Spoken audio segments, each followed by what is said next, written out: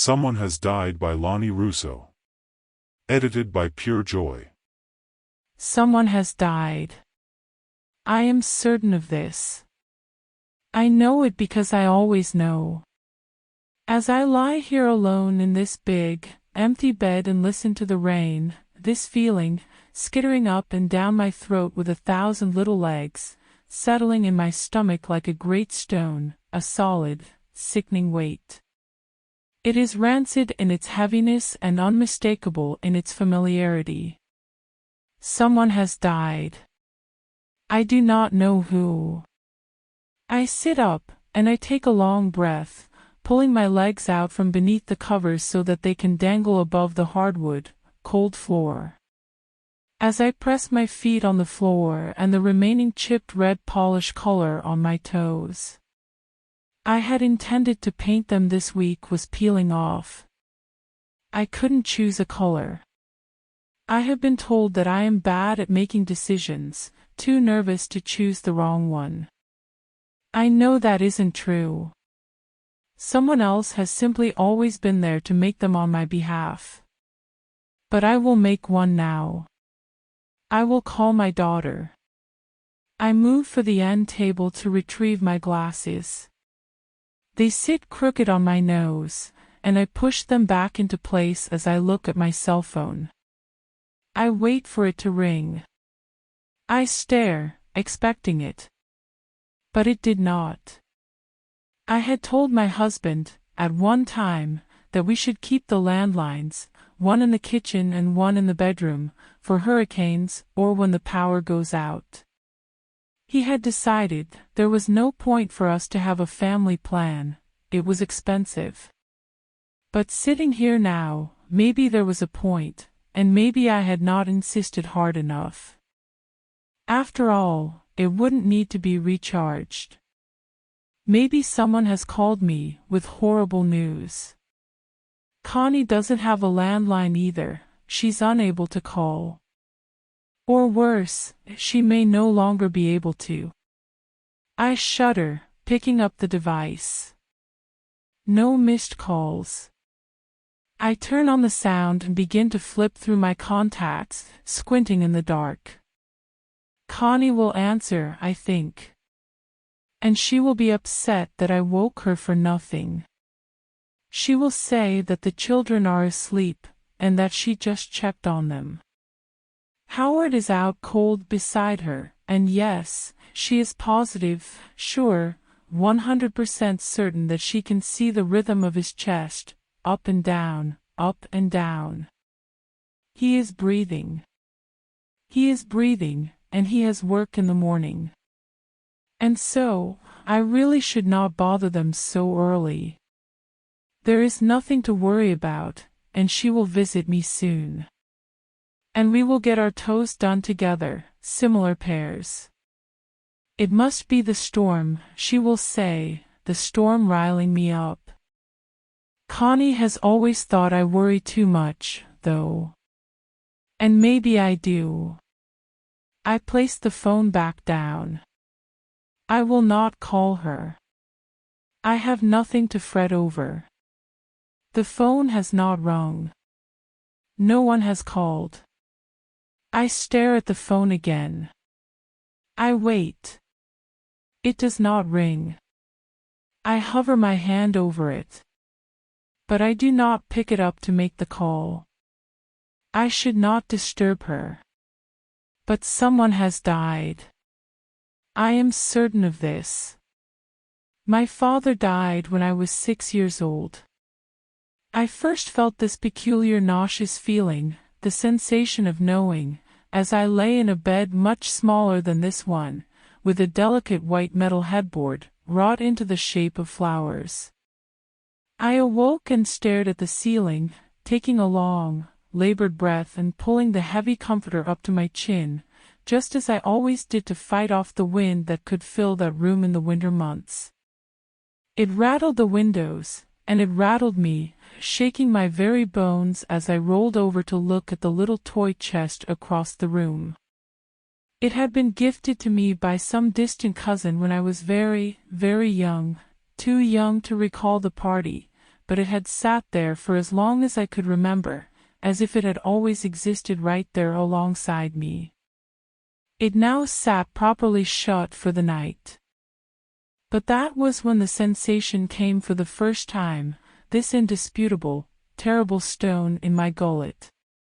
Softly, as not to disturb my parents, I pulled myself upward to sit atop the mattress, and crawling to the floor, I crept inch by inch, across the room, my hair dangling over my face. I paused above the toy box, and I stared down at it. And for reasons I even now cannot dare say, I opened the lid. I do not know how my father got inside.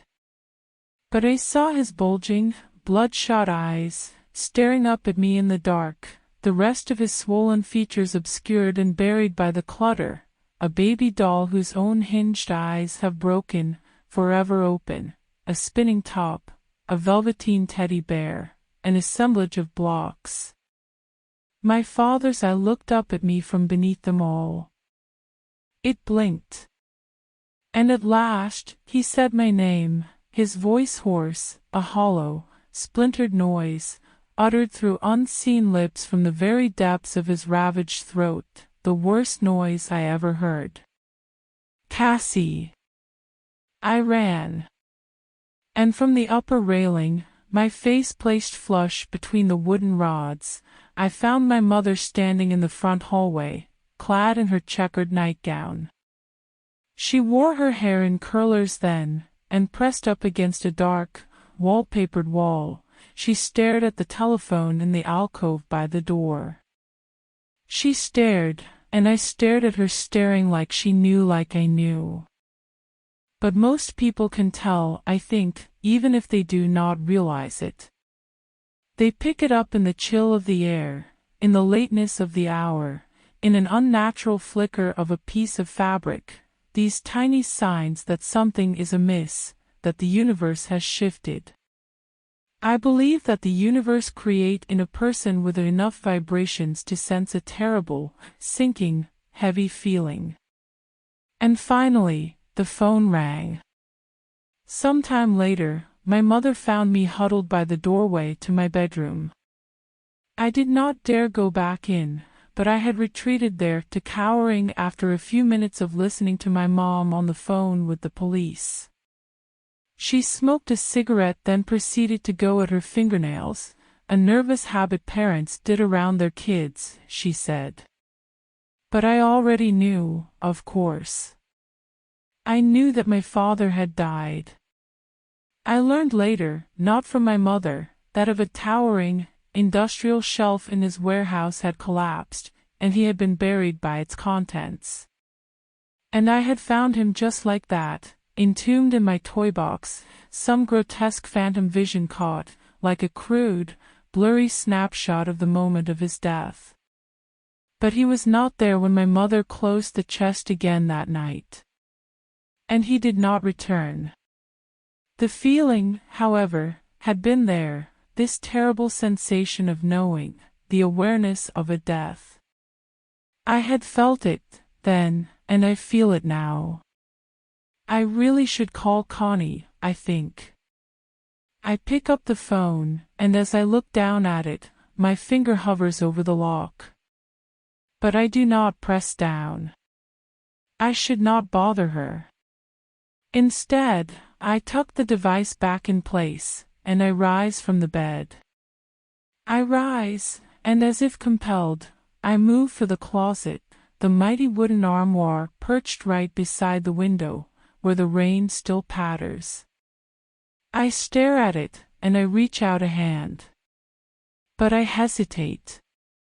I hesitate because I think that if I open it, I might find someone staring back, a rotted specter come to visit, because perhaps it did not know where else to go.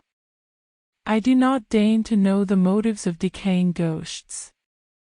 And I still, even now, do not know why I saw my father that night, only that, at his funeral, I cried because they had once again put him in a box.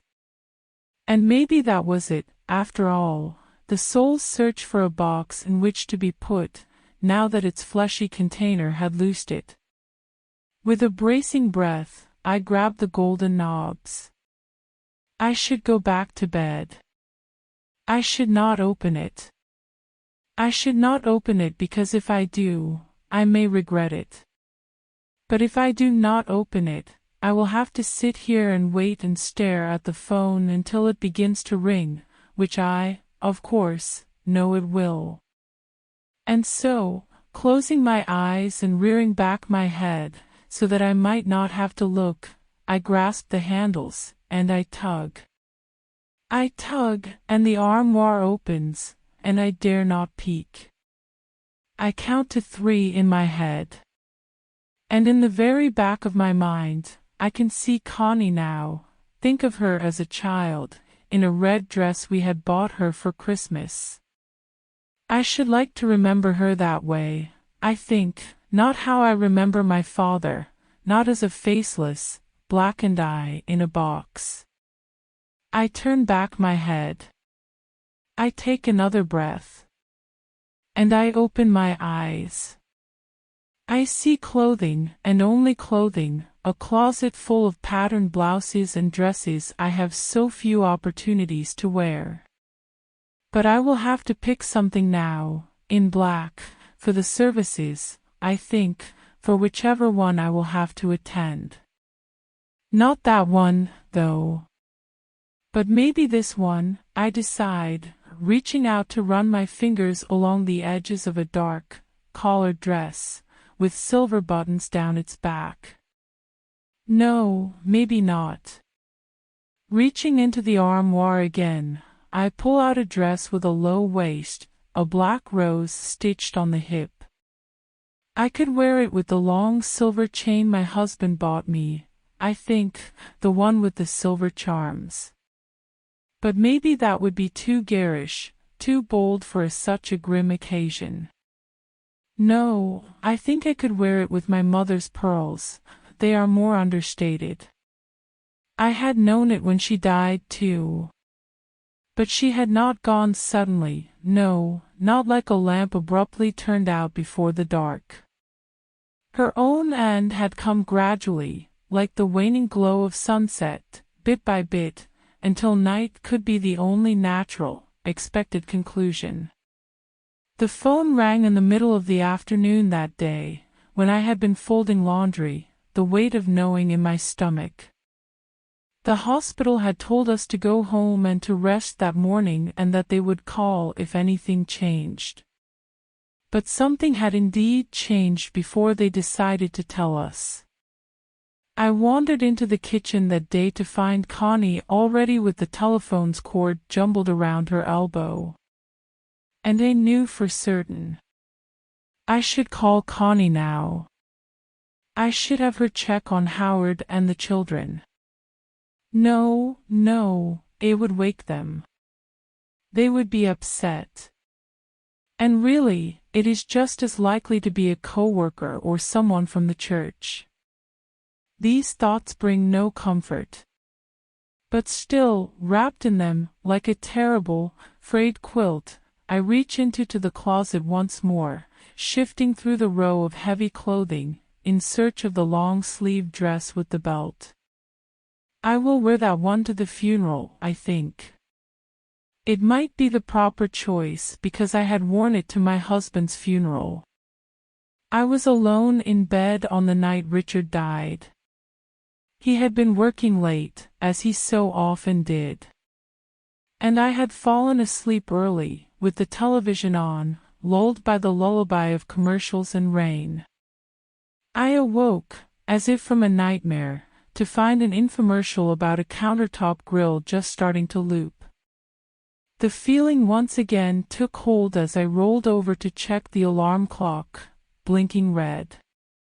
And I lay there for a good long while, watching my phone, curled up in a ball beneath the covers, as some sports star extolled the virtues of sleek design, grease traps, and easy cleaning.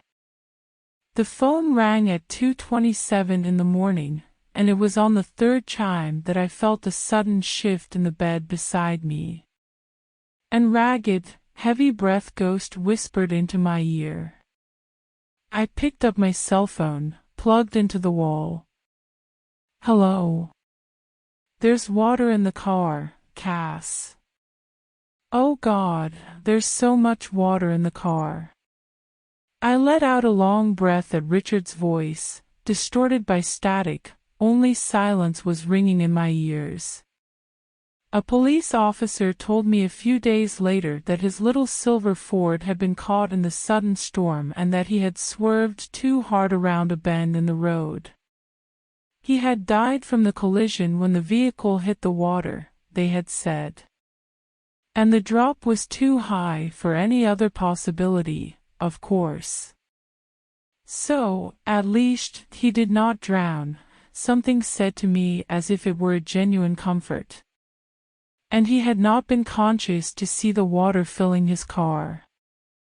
They did not find his phone. Oh, God, I should call Connie. I cannot take this anymore. Turning from the wardrobe, I move once more to the bed, for my telephone still plugged into the wall, perched there on the end table. I stare, and it rings. And I scream. I can recall, even from where I am now, that it was a full, horrible noise, hurled from the very depths of my stomach, as if I were finally letting that terrible great stone out, the one that had been sitting there within it. It echoes from the very core of me. But I did not answer the phone. My neighbor, in the apartment next door, is a nice young man. He has shaggy hair and an earring, and he checks in on me from time to time. I stir him from sleep with my wailing, and he will, a few moments from now, come to knock on my door. I do not answer because I am picking up the telephone to see that I have missed a call from Connie. And shaking there in my dark bedroom as he knocks, I decide to dial her again. My neighbor will call the police. He will tell them that he heard me scream after 3 in the morning. And he will tell that same story still, for many, many years to come, whispered around darkened tables and across the occasional campfire. The police will then call Connie, and she will tell them that she had been lying awake all night by herself, tossing and turning with a great, heavy weight in her stomach. Connie will then call me when she is unable to bear the truth any longer, but I will not answer, even though my phone will ring and ring. She'll hear only her own name softly through a flurry of static. But there will be no record of that call, and they will not believe her citing technical glitches or tricks played by fear. And when they break down my door, they will think I had fallen asleep with my wardrobe doors open and my glasses on the floor. They will find me, blue-faced, breathless, covered still by the mound of blankets on the empty bed, where I had lay motionless for hours by then.